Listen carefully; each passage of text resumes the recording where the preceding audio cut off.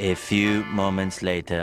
बिस्मिल्लाहिर्रहमानिर्रहीम। कैसे हैं आप सब लोग फ्रेंड। उम्मीद करता हूं कि अल्लाह ताला के फजल व करम से आप सब लोग खैरियत से होंगे और आप सबकी दुआओं से मैं भी बिल्कुल खैरियत से हूं फ्रेंड।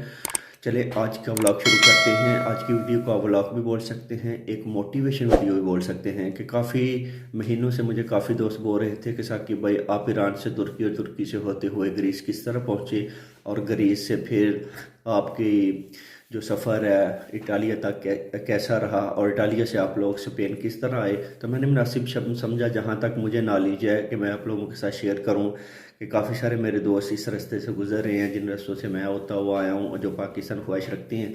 तो चले मैं जहाँ तक मुझे नॉलेज है जो मेरा एक्सपीरियंस मेरे साथ रहा मैं आप लोगों के साथ शेयर करता हूँ फ्रेंड। तो अगर तो मेरी ये वीडियो आप लोगों को पसंद आए तो प्लीज़ लाइक ठोक के जाना, कमेंट्स करके जाना और सब्सक्राइब करना बिल्कुल भी ना भूलना मेरे चैनल को। तो चलिए फ्रेंड शुरू करते हैं आज की video. A few moments later. तो हेलो फ्रेंड, जैसा कि आप सब लोगों को पता था कि मैं पाकिस्तान से ईरान वीज़े के ऊपर आया था। जैसा कि मैंने पिछली वीडियो में भी आप लोगों को बताया था कि किस तरह आप पाकिस्तान से ईरान का वीज़ा लगवा सकते हैं और किस तरह ईरान बआसानी से आ सकते हैं।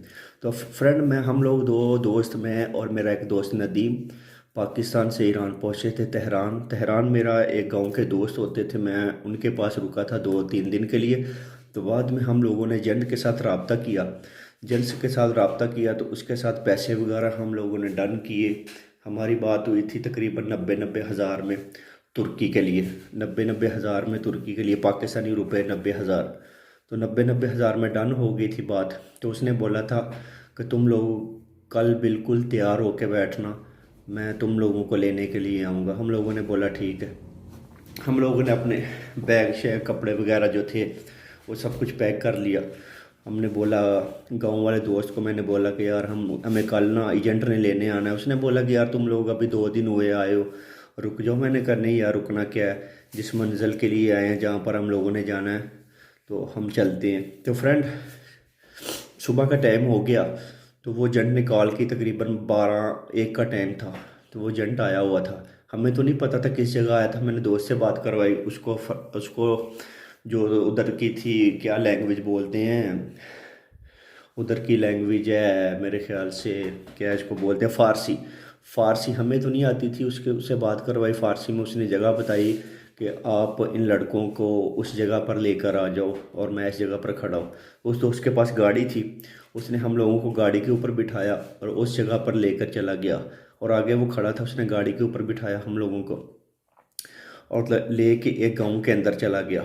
अगर मेरा दोस्त नदीम सुन रहा होगा, ये मेरी वीडियो देखे इटालिया में होता है तो प्लीज़ कमेंट्स बॉक्स में ज़रूर बताना नदीम। तो एक गांव में लेके चला गया। तो गांव में उसने हमें ना एक कमरे में बिठाया। कमरे में बिठाने के बाद फिर हमें तकरीबन 2 घंटे बाद वो लेके निकला और रास्ते में एक शहर आता है, मुझे नाम नहीं याद अभी, ईरान का सिटी है। तो वहाँ पर उसने गाड़ी रोकी और वहाँ से फिर 3 लड़के उस गाड़ी के अंदर बैठे। आप हिसाब लगा सकती हैं फ्रेंड्स के एक छोटी सी गाड़ी कार के अंदर कितने आदमी बैठ सकते हैं। आप खुद इमेजिन करना, ज़्यादा से ज़्यादा 4 बैठ जाएंगे, 5 बैठ जाएंगे। तो 5 हम लोग, 6 लोग ऑलरेडी हो चुके थे। एक ड्राइवर था और 5 लड़के हम लोग थे। वो लेके चला गया, तकरीबन 1.5 घंटा गाड़ी चलाई। फिर उसने 2 लड़के रास्ते से उठाए। जो 2 लड़के उसने रास्ते से उठाए थे उनको उसने डिक्की के अंदर ना बिठा दिया था। डिक्की के अंदर आप लोग सोच सकते हैं कि 2 बंदे डिक्की के अंदर आसानी से आ सकते हैं या नहीं, ये तो आप लोग ही बता सकते हैं मुझे। मेरे ख्याल से तो नहीं आ सकते आसानी से। चलें ये उन लोगों की पता है या खुदा को पता है कि किस तरह उन लोगों ने इतने घंटों का सफ़र तय किया होगा। तो चलें खैर वो डिक्की के अंदर बैठ गए। तो डिक्की के अंदर बैठने के बाद आगे एक पेट्रोल पंप आया। पेट्रोल पंप के ऊपर उसने काफ़ी देर ना गाड़ी खड़ी की। हमने सोचा कि पता नहीं इसने गाड़ी क्यों खड़ी की है, अल्लाह खैर करे, अब पता नहीं क्या है क्या नहीं है। क्योंकि जाहिर सी बात है, चाहे हमारे पास वीज़ा था लेकिन दिल में डर भी था कि ये हम लोग क्या कर रहे हैं, डिक्की के अंदर भी बंदे हैं 2, तो हम लोग क्या कर रहे हैं। तो खैर हमें नहीं पता था इतना, वो फ़ारसी में फ़ोन पे लगा हुआ था।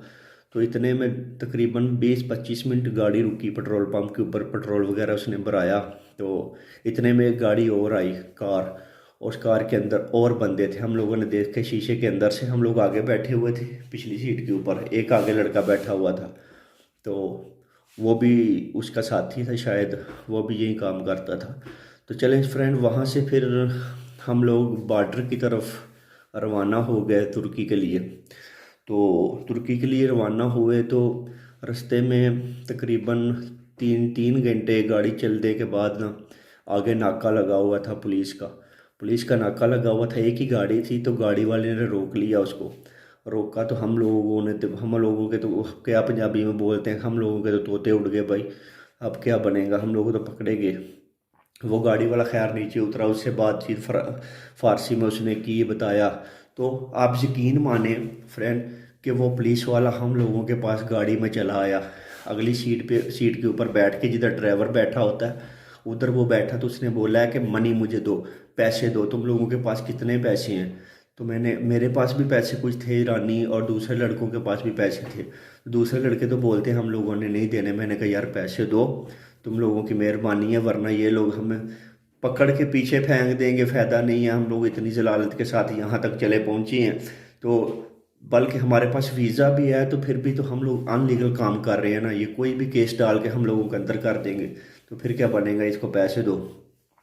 मेरे पास जितने पैसे तुमन वगैरह थे, तुमन बोलते हैं ईरान की करेंसी को, तो मैंने पैसे दे दिए। नदीम ने बोला साहब के पैसे दे दो, मैंने अब सारे पैसे अपने उसको दे दिए। एक लड़के के पास और थे, उसने कहा मेरे भी ले लो। पुलिस वाले ने गिने पैसे, वो नीचे चला गया। उसने कोई बात की उसके साथ, उसने टेलीफोन नंबर वगैरह उसका लिया। तो फिर गाड़ी हमारी शुरू हुई। आप सोच सकते हैं कि पुलिस वाले किस हद तक गिरे हुए हैं ईरान के, कि रिश्वत ले रहे हैं रास्ते। उनको पता है कि इस रास्ते से लोग होते हुए तुर्की के लिए जाते हैं गाड़ियों के अंदर, तो वो पैसे कमा रहे होते हैं पुलिस वाले। तो चले खैर, अल्लाह अल्लाह करके, अल्लाह को याद करके हम सब लोग दुरूद शरीफ पढ़ रहे थे कि या अल्लाह पाक अब तुम भी है, तू ही है हम लोगों का, यहाँ पर तो कोई सहारा नहीं है, तू ही खैर खैरियत से लेके जाएगा हम लोगों को। तो चले फ्रेंड, 3 घंटे गुजरने के बाद गाड़ी चलती रही। खैर शाम के 7 बज गए, अंधेरा शुरू हो गया। तो गाड़ी अभी भी चल रही है। फिर एक पेट्रोल पंप के ऊपर वो रुका पेट्रोल भराने के लिए। पेट्रोल उसने वहाँ से फिर फुल करवाया। तो इतने में डिक्की से आवाज़ आनी शुरू हो गई। डिक्की वाले जो 2 लड़के बैठे थे ना, उन्होंने शोर डालना शुरू कर दिया। उसने एक रास्ते में कच्चा सा रास्ता आता है, कच्चा रोड से नीचे उतर के ना, तो कच्चा सा रास्ता आता है। उस रास्ते के ऊपर उसने गाड़ी खड़ी की और उन लोगों को ना बाहर निकाल के बोला क्या मसला है, अपनी ज़ुबान में, क्योंकि वो भी लड़के हमारी तरह नेम थे, उनको भी ज़ुबान नहीं आती थी। वो बोल रहे थे कि हमें सांस का मसला हो रहा है, सांस नहीं आ रही, तो थोड़ी देर हमें इधर खड़े करो। चलो खैर, उस लड़का था हम जैसे ही था वो भी। उसने बोला कोई मुश्किल नहीं है, तुम लोग इधर ना 10-15 मिनट के लिए ना बाहर निकल के ना स्टे कर लो। वो बाहर निकले हैं, थोड़ा सा हौसला हुआ। तो यकीन माने मैंने उन लड़कों को देखा है, एक लड़का तो बिल्कुल उसका सांस फूला हुआ था, जैसे जब बाहर निकला ना, बाहर निकल के गिर पड़ा। तो हम लोगों ने उसको पानी शनी दिया। मैंने कहा पानी पियो, खैर है, कोई बात नहीं है। तो हम लोगों को बोलता है भाई तुम लोग एक अंदर चले जाओ, मैं आगे बैठ जाता हूँ। तो खैर फ्रेंड, मैं अपना एक्सपीरियंस बताने लगा हूँ आप लोगों को। जो मेरे साथ लड़का नदीम था वो काफ़ी लंबा था, और मुझे भी ड्राइवर बोलता था कि आपकी हाइट भी लंबी है और आप भी पीछे नहीं बैठो डिक्की में, और आप लोग आगे बैठो। मैंने कहा नहीं यार, तुम इस लड़के को बिठा लो और मैं पीछे डिक्की में चला जाता हूँ। यार अगर फ्रेंड, पता है क्या बात है, इस रास्ते में अगर आप लोग कुर्बानी नहीं दोगे या किसी का एहसास नहीं करोगे ना, तो अल्लाह ताला भी देख रहा होता है फिर उस रास्ते में। मैंने खुदा की कसम इस रास्ते के ऊपर बाई को छोड़ते हुए देखा है, और चाचा के बेटे को खुद। जितने मर्जी रिश्तेदार अपने हो ना, इस रास्ते में अपनी अपनी पड़ी होती है। मैंने कहा यार कोई बात नहीं है, मैं चला जाता हूँ डिक्की में, तो मेरी जगह पे आगे बैठ जाओ। खैर मैंने उसको ना, टूटी फूटी इंग्लिश हम लोगों को भी आती थी, उस लड़के को भी थोड़ी बहुत आती थी। मैंने उसको पूछा कि कितनी देर का सफ़र रह गया। उसने बोला कि और 1.5 घंटा है, 1.5 घंटे के बाद आप लोगों को एक कमरे में लेके जाऊंगा, वहाँ आप लोग ना थोड़ी देर रुकोगे, फिर रात को आप लोगों को निकालेंगे। मैंने कहा चल खैर है, मैं 1.5 घंटे के लिए चला जाता हूँ। मैं डिक्की के अंदर चला गया। नदीम ने बोला तू तू नहीं जा। मैंने कहा कोई बात नहीं है यार, ये लड़का ना मुश्किल के अंदर है, तो अगर मैं नहीं जाऊंगा तो इसकी मज़ीद जो हालत, जो मज़ीद तबीयत है इसकी बिगड़ जाएगी, तो फ़ायदा नहीं है कोई भी। मैं चला जाता हूँ डिक्की के अंदर। मैं डिक्की के अंदर फ्रेंड चला गया। तो 1.5 घंटा उसने बोला था, यकीन माने 3 घंटा गाड़ी चली। 3 घंटे के बाद उसने ना, जब गाड़ी चल रही होती है पता चलता है कि गाड़ी के टायरों से कि गाड़ी किस रोड के ऊपर चल रही है। खड्डों वाले रोड आ चुके थे, पुराने रोड। तो जब उसने हम लोगों को उतारा ना, तो तकरीबन टाइम हो चुका था मेरे ख्याल से को 9 साढ़े 9 का, 9:30 का टाइम हो चुका था। एक पुराना सा गांव था, लाइटें जल रही थी, और उसने बोला कि जल्दी जल्दी भागो आगे। 2 लड़के खड़े हुए थे और 2 आदमी, वो भी उधर ईरान के बॉर्डर के थे। 2 आदमी, उसने उन लोगों ने हमें बोला कि इस तरह भागो। भागते हुए हम लोग आगे अंधेरा था, जैसे ही भागे आगे कमरा था। उन लोगों ने बोला कि यहाँ पर ही बैठ जाओ, कमरे के अंदर ही। हम लोग वहाँ पर बैठ गए, तकरीबन 7 लड़के थे, हम लोग वहाँ पर बैठ गए। 5 हम लोग आगे बैठे हुए थे, 2 डिक्की में, 7 लड़के थे हम लोग। तो वहाँ पर बैठ गए। और जो गाड़ी उस पिछले पेट्रोल पंप पे हम लोगों को मिली थी, वो गाड़ी वाला भी वहाँ उन लड़कों को लेके आ गया। हम लोग कितने लड़के हो गए, 14-15 लड़के वहाँ पर हो गए। तो उसके बाद हम लोग वहाँ पर बैठ गए, अल्लाह अल्लाह करने लगे। कोई, उसने बोला था कि कोई बंदा आवाज़ ना निकाले यहाँ पर, क्योंकि वो गाँव था, वहाँ पर सिक्योरिटी उनकी होती है या शिकायत भी हो सकती है, बॉर्डर एरिया था। हमने कहा हम लोगों को क्या ज़रूरत है यहाँ पर बोलने की। मैंने सब लड़कों को, सब लोग बोला कि यार आप लोगों की मेहरबानी है, कोई लड़का यहाँ पर बातें ना करे, ये इस तरह ना करे। क्योंकि आप लोगों को पता है कि जब इंसान बॉर्डर के ऊपर बैठा होता है ना, फिर अल्लाह अल्लाह ही होती है कि सबको यही होता है कि अब सबके दिल में यही था कि अभी थोड़ी देर है, सब हम लोगों ने तुर्की चले जाना है। तो फ्रेंड, यहाँ से सफ़र नहीं शुरू होता, सफ़र अभी बहुत आगे है। तो मैं आप लोगों को बताता हूँ कि आगे क्या हुआ हम लोगों के साथ। तो वहाँ हम लोग तकरीबन 7 बजे उधर पहुँचे उस कमरे के अंदर। तो 2 से 3 घंटे हम लोग बैठे उधर। 10 का टाइम हो चुका था, और एक और गाड़ी लड़कों को लेके आई। हम लोग तकरीबन मैक्सिमम मेरे ख्याल के मुताबिक 30 से 40 लड़के हो चुके थे वहाँ उस कमरे के अंदर, और भी मुख्तलिफ एजेंट के लड़के थे। 30 से 40 लड़के थे। तो फ्रेंड, आप यकीन करें कि तकरीबन 10 का टाइम था, एक बड़ी सी गाड़ी आई है, जिस तरह डाला टाइप आप बोल सकते हैं। हम लोग पाकिस्तान में जानवरों को डाल के लेके जाते हैं मंडी वगैरह में, या जानवर लेके जाते हैं ना, उस तरह की गाड़ी आई है। इतना था कि उसके ऊपर एक छोटा सा टाट लगा हुआ था, जिस तरह हम टेंट बोलते हैं, वो लगा हुआ था, और पीछे से बांध था, कपड़ा उन्होंने लगाया हुआ था। उसके अंदर हम लोगों को उन्होंने बिठाया, 10 बजे का टाइम था। उसके अंदर डाल के जून गाड़ी चलाने लगे, गाड़ी चलाने लगे। फिर एक गांव के अंदर हम लोगों को उतार के एक साइड पे, गांव के एक जगह बनी होती है। नदीम भाई, अगर तो मेरी ये वीडियो देख रहे हो तो मेरे फ्रेंड को ज़रूर बताना कि जो मैं बात कर रहा हूँ बिल्कुल सच है, और इसी तरह ही हम लोगों के साथ हुआ है, जहाँ तक मुझे अभी तक भी याद है। चाहे मैं स्पेन में बैठा हूँ, लेकिन मुझे एक एक मिनट और एक एक रात इस डेंकी की मुझे याद है, जो मैं इस सफ़र से गुजरा था। तो खैर, शुरू करता हूँ, ये तो बात बहुत लंबी हो जाएगी। वो गांव के साइड पे खुली सी जगह बनी होती है, बनी थी अंधेरे के साथ साथ, साइड पे दीवारें थी और एक प्लाट था। उसने हम लोगों को प्लाट के अंदर बिठा दिया। तो फिर बाद में उसने एजेंटों के नाम लेना शुरू हो गया कि फ़लाँ एजेंट, मूसा खान एजेंट, और फ़लाँ अफजल, और फ़लाना फ़लाना, जिस जिन जन्नों के नाम थे वो बुलाना शुरू हो गया लड़का। उसने लड़के अपने अपने साइडों पे कर लिए, 5-5 6-6 लड़के साइडों पे कर लिए। तो उसने बोला था कि रास्ते में किन किन लड़कों ने पुलिस वालों को पैसे दिए हैं, ये किसके लड़के हैं। मैंने कहा हम मूसा खान के लड़के हैं, और मैंने इतने पैसे दिए हैं। तो मेरे एजेंट को पता चल गया कि इस तरह उन्होंने पैसे पुलिस वालों को दिए हैं। उस लड़के ने बताया, हम मेरे पास और भी पाकिस्तानी 2,000 रुपया या 1,000 रुपया, शायद 2-3 हज़ार रुपया और था। तो हम लोगों ने अपनी खुशी के साथ उस ड्राइवर को दे दिया। बोलता था हम मेरे छोटे छोटे बच्चे हैं, इंग्लिश में बता रहा था कि अगर कोई हेल्प हो सके तो उससे। तो हम लोगों ने उसको दे दिए, क्योंकि वो उसका आखिरी था। हम लोगों ने उससे आगे और गाड़ी में जाना था। वो लड़का हम लोगों को गाड़ी वाला छोड़ के चला गया, क्योंकि उस लड़के ने हमारी बहुत हेल्प की। उसने बोला कि जहाँ तुम लोग बोलते हो मैं तुम लोगों को वहाँ बिठाता हूँ। तो चूँकि मैं अपनी मर्ज़ी से डिक्की के अंदर बैठा था, उस लड़के की हालत ख़राब हो चुकी थी, मैंने आप लोगों को बताया भी है। तो खैर, वहाँ बैठे हैं, 5-5 7-7 लड़कों का ग्रुप बन गया हम लोगों का। तो उसने बोला कि जिस लड़के ने पैसे दिए हैं ना, तो हम लोग उसको पैसे दे देते हैं वापस, टेंशन वाली बात नहीं है। जितने आप लोगों ने पैसे दिए हैं पीछे पुलिस वाले को, आपके एजेंट ने बोला है कि उसको पैसे वापस कर दो। मैंने कहा भाई नहीं, हमने अपनी खुशी से दिए हैं, तो हम लोगों ने क्या करने हैं पैसे, तुम मन को क्या करेंगे, हम लोग तो कोई मसला नहीं। उसने बोला चले खैर। तो 7-7 8-8 लड़कों का ग्रुप बन गया। उसने बोला कि अभी 2 घंटे यहाँ पर रुकना पड़ेगा।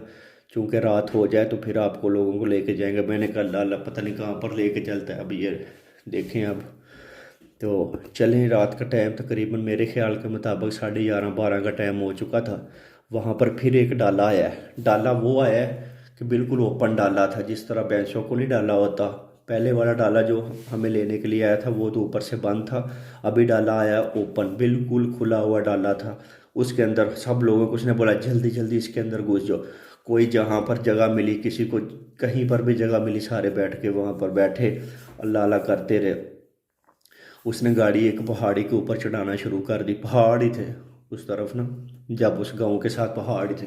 पहाड़ के साइड पे रास्ते बने होते हैं, पहाड़ के ऊपर गाड़ी उसने ना चढ़ाना शुरू कर दी। यूँ उसने गाड़ी स्पीड के साथ चढ़ाना शुरू कर दी। हम लोगों ने अल्लाह अल्लाह करना शुरू कर दिया। आप यकीन करें कि बर्फ़ भी थोड़ी थोड़ी पड़ रही थी, सर्दी भी बहुत ज़ोरों से थी और बुरी हालत। हम लोग यही बोल रहे थे कि या अल्लाह पाक, पता नहीं, कुछ लड़के बोल रहे थे बस अभी तुर्की हम लोग चले जाएंगे 15-20 मिनट तक, वो सामने तुर्की है।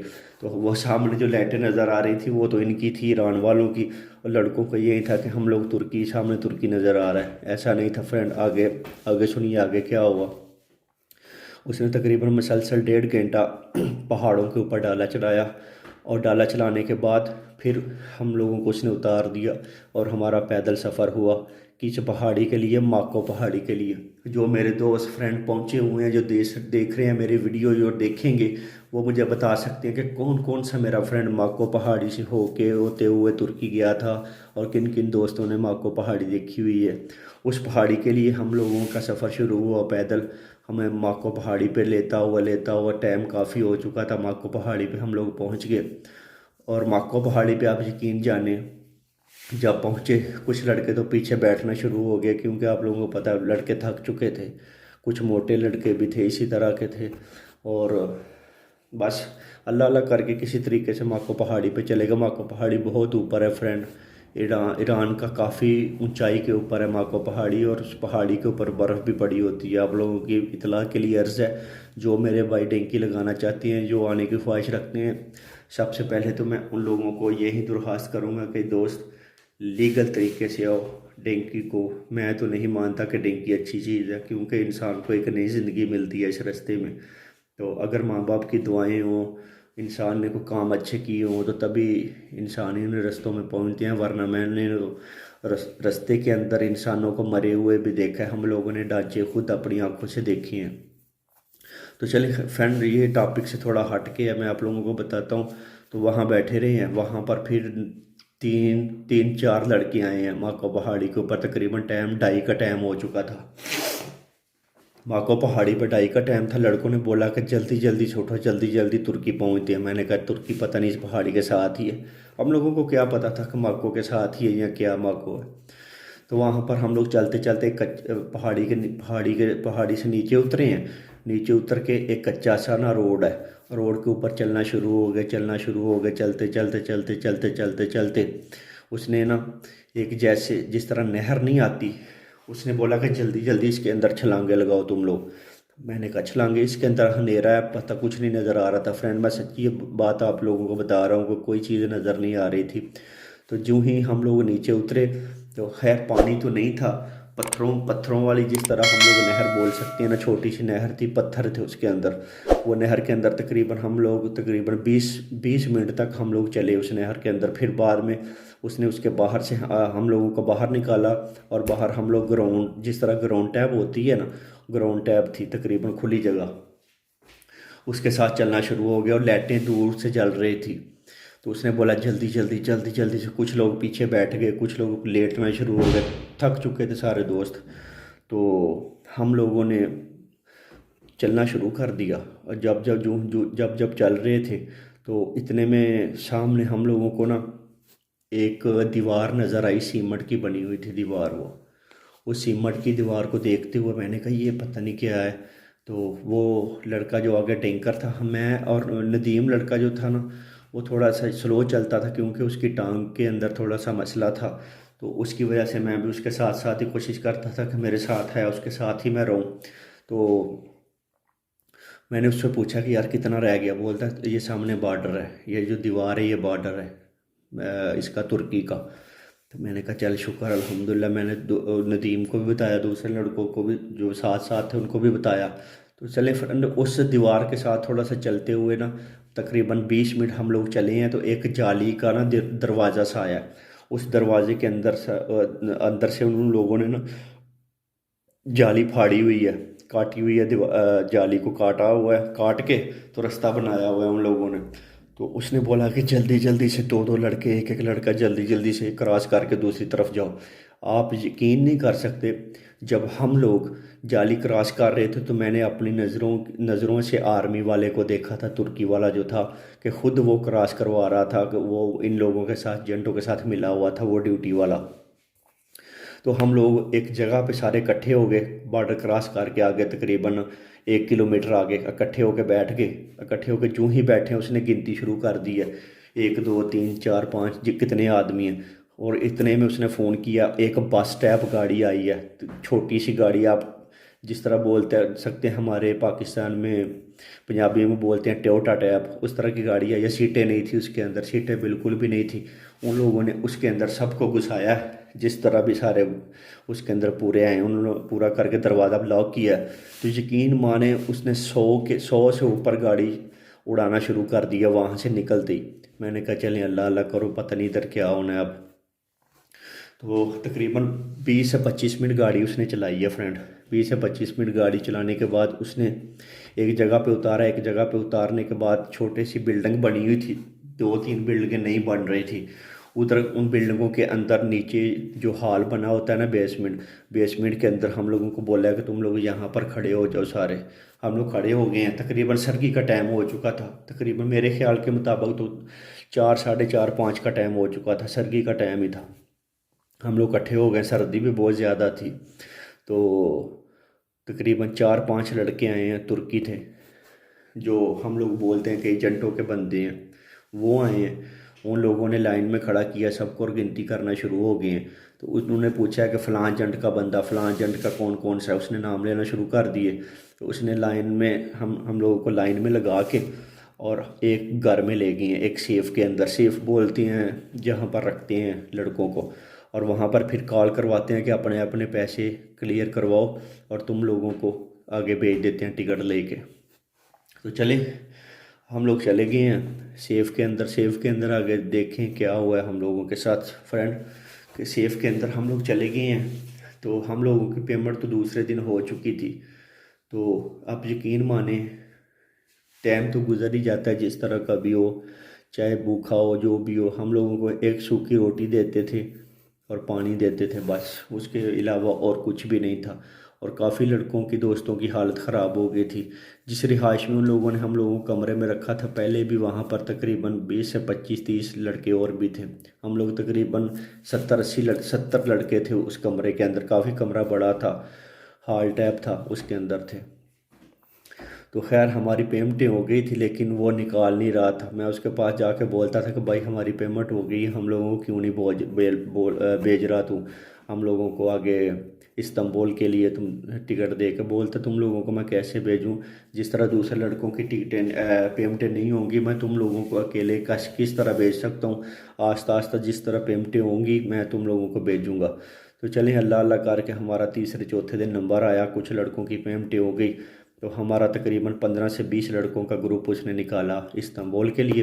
तो जब इस्तांबुल के लिए हम लोग निकले फ्रेंड, उस सेफ के अंदर से, रिहाइश के अंदर से निकले हैं हम लोग बाहर, तो आप यकीन माने कि यहाँ यहाँ यहाँ यहाँ तक मेरे तकरीबन ये मेरे टखनों तक बर्फ़ पड़ी हुई थी बाहर। हम लोग तो नहीं देख सकते थे बाहर निकल के। उन 3 दिनों के अंदर इतनी ज़्यादा बर्फ़ पड़ चुकी थी कि हमारी आधी आधी टांगें बर्फ़ के अंदर थी।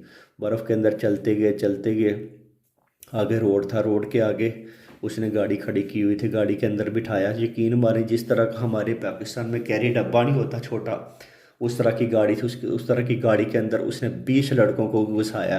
तो यकीन माने उसने तकरीबन 150 की स्पीड से गाड़ी भगाई है। और 2 लड़कों को इतना सांस का मसला हो चुका था ना, क्योंकि आप यकीन माने कि कैरी डब्बे के अंदर 20 इंसान बैठ सकते हैं, वो भी ज़िंदा। किस तरह बैठ सकते हैं आप खुद अंदाज़ा लगा सकते हैं कि कितनी अजियत देते हैं वो लोग। उन लोगों को बिल्कुल भी एहसास नहीं होता कि ये लोग इंसान है या जानवर है। अल्लाह हदायत दे, ये अल्लाह हदायत क्या दे, हम लोगों ने इंतखाब इस रास्ते का खुद किया होता है। तो ये तब पता चलता है कि जब हम लोग ये प्रैक्टिकल करते हैं और घर से निकलते हैं। पहले हम लोग जंट बोलते हैं कि तुम लोग बिल्कुल भी पैदल नहीं चलोगे, तुम लोगों को फूलों की तरह लेके जाएंगे, ऐसा कुछ नहीं होता दोस्त। आप लोग जो मैं आप लोगों को बातें बता रहा हूँ, हकीकत में अगर तो मेरे दोस्त कोई इस वीडियो को देखेंगे या आप लोगों ने कुछ वीडियो पढ़ी होती हैं यूट्यूब के ऊपर, बिल्कुल इसी तरह ही होती हैं। क्योंकि मेरा मोबाइल जैसा कि इटालिया के रास्ते में मेरा गुम हो चुका था। अगर मेरे पास वो मोबाइल होता तो मैं अपनी वीडियो इसके ऊपर ज़रूर अपलोड करता, क्योंकि मेरे पास मोबाइल नहीं था। तो इसलिए मैं आप लोगों को बता रहा हूँ कि ये हमारे साथ हुआ। तो चले हम लोग इस्तांबुल के लिए चले गए। तकरीबन 20 मिनट गाड़ी चली और दो लड़कों का सांस जो है आना जो है ना बंद हो गया।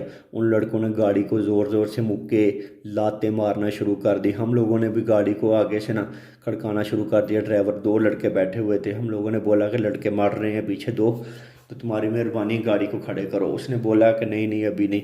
तो उन्होंने चीखना चिल्लाना शुरू कर दिया दोनों लड़कों ने। उनका सांस बंद हो चुका था, ज़ाहिर सी बात ऑक्सीजन आ नहीं रही थी अंदर, पानी अंदर नहीं था।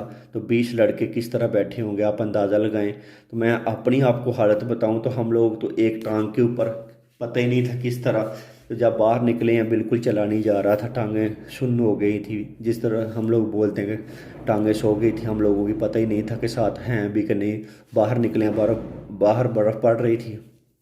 तो 20 मिनट, 20 25 30 मिनट चलने के बाद उसने गाड़ी से बाहर निकाला। तो हम लोग पैदल, उसने बोला कि सीधे चले जाओ, सीधे चलते जाना है तुम लोगों ने। तो आगे आगे एक आएगा, काफ़ी देर चलोगे, काफ़ी किलोमीटर चलने के बाद आगे एक ना बस स्टेशन आएगा, वहाँ से तुम लोगों को टिकटें मिलेंगी। हमने बोला चलो। हम लोग पैदल चलना शुरू हो गए। 20 लड़के, कोई पीछे चल रहा है, कोई आगे चल रहा है, कोई सेंटर में चल रहा है, कोई पता नहीं कहाँ पर जाना है, सीधा रोड है आगे। यकीन माने तुर्की की आर्मी की चेक पोस्ट भी आई। वो आर्मी वाले दो बाहर खड़े थे बर्फ़ के अंदर, गन्ने लेके अपनी ड्यूटी कर रहे थे। उन लोगों ने हम लोगों को कुछ नहीं बोला। हम लोग जा रहे हैं रोड के ऊपर। उन लोगों को पता था कि ये लोग असल में ना, पता क्या होता है, जब बॉर्डर एरिया, कोई भी बॉर्डर एरिया होता है ना, किसी भी मुल्क की हदूद होती है, उसका एक रेड जोन होता है। उस रेड जोन के अंदर अगर पकड़े जाओ तो वो डिपोर्ट कर देते हैं। अगर दूसरी साइड पे हो जाओ, कुछ एरिया होता है जहाँ पर डिपोर्टिंग की इजाज़त नहीं होती।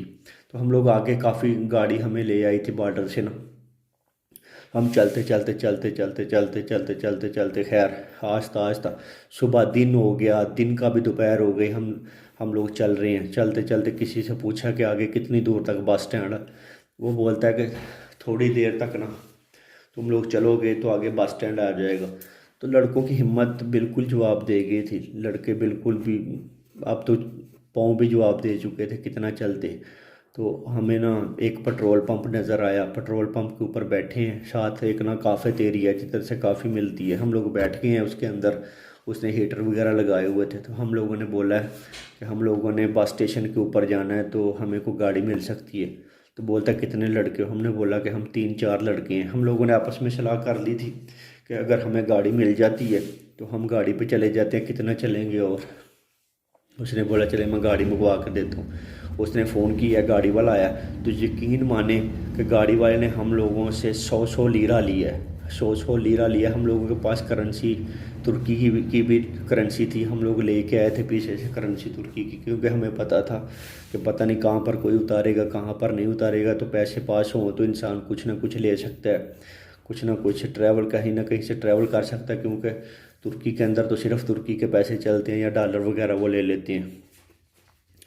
तो फ्रेंड वहाँ पर वो गाड़ी वाला आया। तो वो गाड़ी वाले ने तकरीबन 20 मिनट गाड़ी चलाई है और उसने हम लोगों को उतार दिया। बोलता आगे चेक पोस्ट है, मैं आप लोगों को आगे नहीं लेके जा सकता गाड़ी में, तो आप लोग उतरो, ऐसे क्रॉस करके तो चले जाओ आगे, आगे बस स्टेशन है।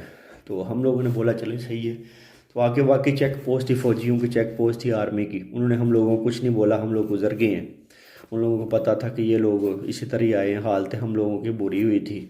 तो ऐसी तरह हम चलते जा रहे हैं, चलते जा रहे हैं। 2 3 घरों वाले लोगों ने हम लोगों को देखा है। उन्होंने हमें कुछ तकरीबन 20 25 लीरा भी दिए है, कुछ खाने पीने के लिए भी दिए हैं। तुर्की के वैसे लोग ना बहुत अच्छे हैं, जो देखते हैं ना इस तरह लोग आते हैं डेंकी के ऊपर चलते देखते हैं तो वो उनकी हेल्प करते हैं, खाने पीने के लिए पूछते हैं। तो खैर हमने पूछते हुए सिटी के अंदर दाखिल हो गए थे हम लोग। तो फिर हम लोगों ने एक बस स्टेशन पूछा, मैंने बस स्टेशन का पूछा, बस स्टेशन के अंदर हम लोग चले गए हैं। अब बस स्टेशन के अंदर चले गए हैं तो सब सारे लोग हम लोगों को देख रहे हैं। ज़ाहिर सी बात है हम लोगों की हालत बिल्कुल ख़राब हो चुकी थी, कपड़े वगैरह जूते वगैरह बिल्कुल ख़राब थे। इतनी काफ़ी 2 दिनों से सफ़र कर रहे थे, दिन रात सफ़र कर रहे थे। और सेफ के अंदर भी आपको पता है जहाँ पर हम लोग पीछे रह के आए हैं बर्फ़ के अंदर भी, ज़ाहिर सी बात है फिर कपड़ों की हालत। जो बैग पास थे वो भी, खैर जो बैग पास थे हम लोगों के, तो उसके अंदर से एक एक ट्राउज़र वगैरह निकाला, शर्ट वगैरह निकाल लिए हम लोगों ने, वहाँ पर चेंज किए हैं उधर बस स्टेशन के अंदर। तो बैठ गए हैं, एजेंट को कॉल लगाई है कि हम इधर बस स्टेशन के ऊपर बैठे। मैं आपको बस स्टेशन का नाम बताता हूँ फ्रेंड, दोगो ब्याज बोलते हैं, तुर्की का एक सिटी है दोगो ब्याज, उसका बस स्टेशन था। तो वहाँ पर हम लोग बैठ गए हैं। तो वहाँ पर तकरीबन हम लोगों की फिर टिकटें आई हैं। टिकटें क्या आनी है, एक पेपर सा बनता है, पेपर के बगैर बस वाले आपको नहीं बिठाते। यहाँ आप लोगों के पास पासपोर्ट हो और यहाँ फिर एक पेपर बनाते हैं, कोई स्टे वाला पेपर बनवाता है एजेंट ही। उसने हम लोगों को एक एक पेपर लेके दिया, एक लड़का आया है, उसने हम लोगों का नाम लिया और वो पेपर दिया है हम लोगों को। तो हम लोग बस के अंदर चले गए हैं। तो बस के ऊपर बैठ गए हैं हम लोग, बस के ऊपर बैठे हैं। तो बस चलना शुरू हो गई है इस्तांबुल के लिए। बस चलती जा रही, तकरीबन 2 से ढाई 3 घंटे बस चल गई है। तो आगे चेक पोस्ट आ गई है, आर्मी वाले ऊपर आ गए हैं बस के ऊपर। तीन तीन लड़के आर्मी वाले, 2 कुत्ते उनके साथ, सिक्योरिटी वाले जो चेक करते हैं। तो यकीन करें उन लोगों ने हम लोगों को खड़ा करके मुकम्मल तलाशी ली, कुत्तों ने भी तलाशी ली, बैगों की भी सारी मुकम्मल। बोलते हैं पासपोर्ट, हम लोगों ने बोला हमारे पास पासपोर्ट नहीं है, जो पेपर एजेंट ने दिया था ना। अच्छा फ्रेंड, मैं आप लोगों को मज़े की बात बताता हूँ, जो पासपोर्ट और आईडी कार्ड होता है ना, वो एजेंट ने पहले ही बोल दिया था हम लोगों को। जब उसने बोला था कि जब आप लोग वहाँ पर पहुँचो, क्या नाम है उसका, बस स्टेशन पहुँचो, तो वहाँ पर आप लोगों ने फाड़ के कहीं फेंक देना है अपना शनाख्ती कार्ड, अपनी आइडेंटिटी, अपने पास कोई चीज़ अपने पास नहीं रखनी। क्योंकि ये पुलिस वाले, तुर्की वाले जो है ना, कोई भी शनाख्ती कार्ड या पासपोर्ट उनको मिल जाए तो वो वापस रिपोर्ट कर देते हैं। इस तरह की गलती आप लोगों ने बिल्कुल भी नहीं करनी। अगर कोई मेरा भाई इस रास्ते से आ रहा है तो बल्कि तो मैं तो यही बोलूँगा कि आप लोग लीगल के तरीके से आएँ तो वही बेहतर है। तो चले खैर, हम लोगों को उसने चेकिंग वगैरह की है, हम लोगों ने अपने वो जो पेपर थे वो पुलिस वाले को दिखाए हैं। उसने बाकायदा हम लोगों की शक्लें देख के, ऊपर फ़ोटो लगी होती है, उसने एजेंट ने हम लोगों की एक एक फ़ोटो ऊपर लगवाई थी, तो उसने देख के नीचे चले गए हैं। तकरीबन 15-20 मिनट चेकिंग की है उसने, उन पुलिस वाले ने, कुत्तों ने भी। तो ये सूरत हाल है, इतनी सिक्योरिटी थी। आप खुद हिसाब लगा सकते हैं कि अनलीगल बंदे की क्या वैल्यू है।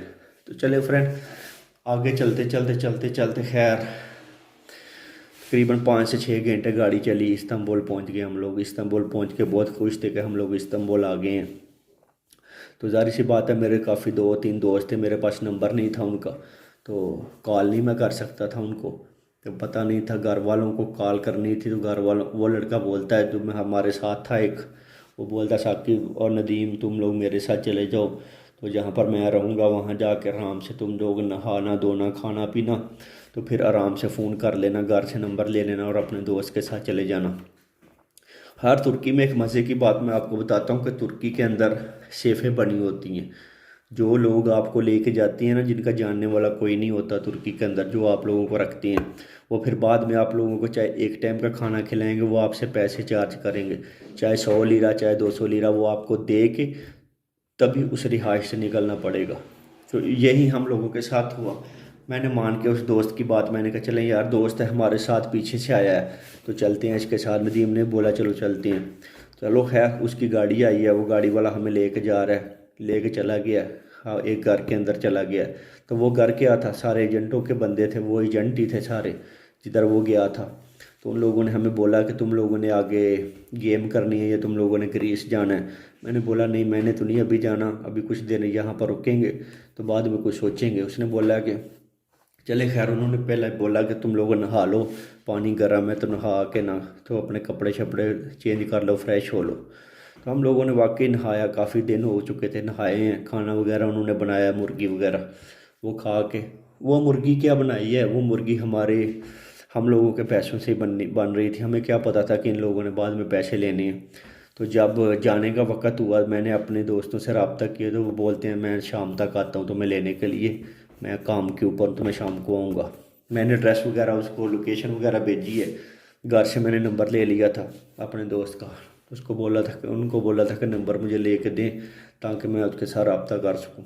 खैर रब्ता हो गया। तो जाने की बारी आई तो वो जो लड़का था ना, वो लड़के को एजेंटों ने बोला कि इन दो लड़कों का मैंने 400 लीरा लेना है, ये आज जा रहे हैं तो 400 लीरा दे दें और ये चले जाए यहाँ से। मैंने कहा ये क्या बात हुई, 400 लीरा किस बात का?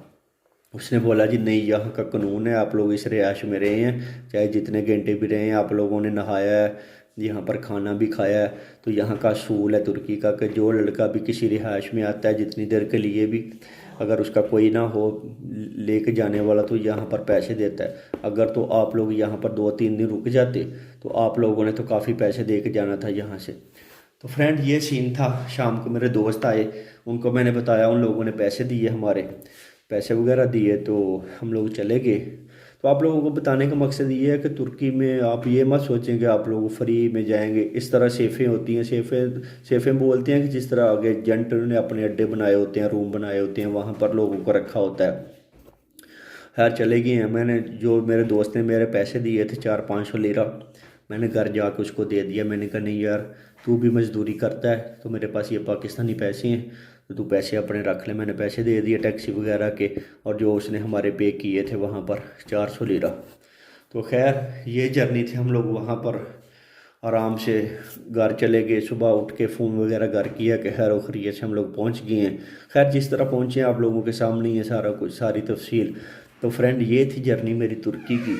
और तुर्की के आगे मेरी जर्नी शुरू होती है यूनान की। वो काफ़ी लंबी है वो तो वीडियो काफ़ी लंबी हो चुकी है पहले ही। तो उम्मीद करता हूँ मेरा आज का व्लॉग, ये आज की वीडियो पसंद आएगी। अगर पसंद आए तो प्लीज़ लाइक, शेयर, कमेंट्स और सब्सक्राइब ज़रूर करना मेरे चैनल को। तो अगर तो मेरी इस वीडियो को आप लोगों ने प्यार दिया तो मैं इंशाल्लाह ग्रीस से आगे का आपको किस्सा सारा बताऊंगा कि जिस तरह मैं ग्रीस से होते हुए बोस्निया गया और बोस्निया से मैं इटालिया आया और इटालिया से स्पेन पहुंचा।